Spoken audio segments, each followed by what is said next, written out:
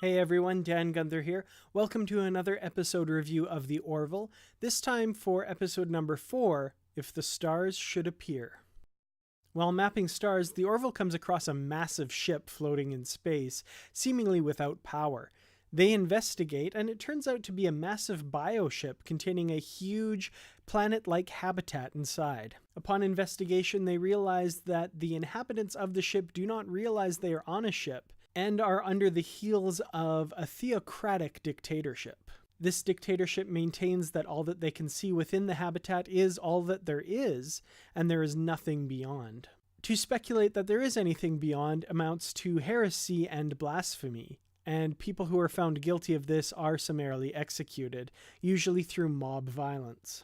Eventually, the captain and his boarding party discover that the ship is in fact a multi-generational exploratory ship whose engines went offline and it went adrift thousands of years ago. The culture aboard the ship has evolved to the point where they have forgotten their origins completely. As far as stories go, it's a very familiar one. Many Star Trek fans will of course know the episode For the World is Hollow and I Have Touched the Sky that has a very similar premise. However, merely due to the fact that it's close to a Star Trek episode does not immediately disqualify this one as being very well told. It does take an old concept in science fiction, yes, but it tells it very, very well. There are a definite few high points in this episode that I do want to highlight. First of all is the shuttle's approach to the massive spaceship. Star Trek fans will notice another important touchstone here. The music as the shuttle approaches the ship is eerily similar to the music from Star Trek the Motion Picture when the Enterprise is exploring the massive cloud that surrounds the threatening V'ger.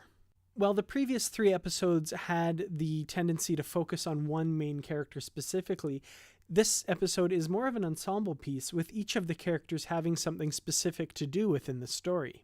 If I had to single out one character that the story seems to center on a little bit, it would have to be the First Officer Commander Kelly Grayson, who is captured by the inhabitants of the ship and tortured for information. This is one area in which the humor in the episode worked quite well. Her quips towards Hamilak when she's being tortured are actually quite good. Do you know what my colleague here is holding in his hand? Scale model of your penis? The Friends joke may have strained it a little bit, but a lot of her lines come across really, really well, and she's got that sarcastic wit down perfectly.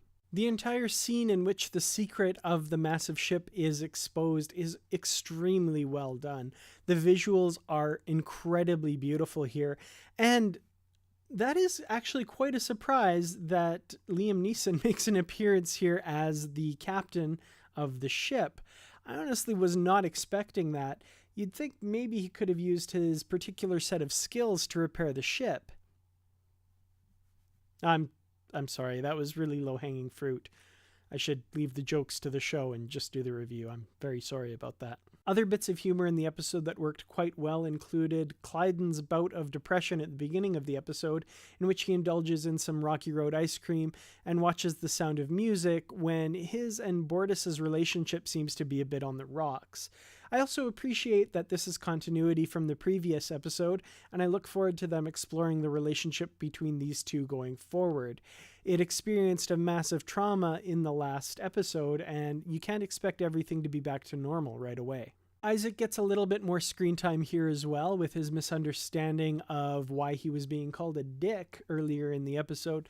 This whole running gag didn't do a lot for me, but you know, it's Seth MacFarlane, it's the Orville, you gotta have some dick jokes. The awe that the crew experiences and that the inhabitants of the ship experience when the dome opens, revealing the Starscape around the ship, was really great. And I have to admit that part of the episode really worked for me. And also just the use of the line of poetry that inspired the title of the episode was really effective.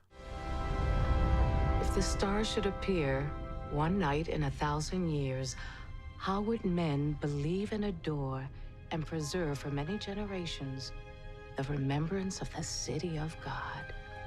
Is that Shakespeare? Emerson. William Byron Emerson, yes. Ralph Waldo. Ralph Waldo, Lord Ralph Waldo Keats, David Thoreau, yes. Once again, the storyline isn't incredibly unique here. It's something that's been done a lot in science fiction before, and I can't help but notice that it is quite derivative of, for example, the Star Trek episode For the World is Hollow and I Have Touched the Sky. However, the execution here does earn it points. I would have to give this episode a strong 3.5 to 4 out of 5. A really great show with some really great emotional beats, and once again, the humor and the drama seem to be integrated quite well, with a few misses here and there, but for the most part, this show is really gelling on both counts. Well, if you saw the preview for next week's episode, it looks like we get another bit of a high-profile guest star, a little bit more than the small Liam Neeson cameo this time, though, so keep on the lookout for that. Join me next time when I review next week's episode, but in the meantime, you can follow me on Facebook, Twitter, Instagram, and Reddit. Links are all in the description below. Thank you so much for watching, and I'll see you in the next video.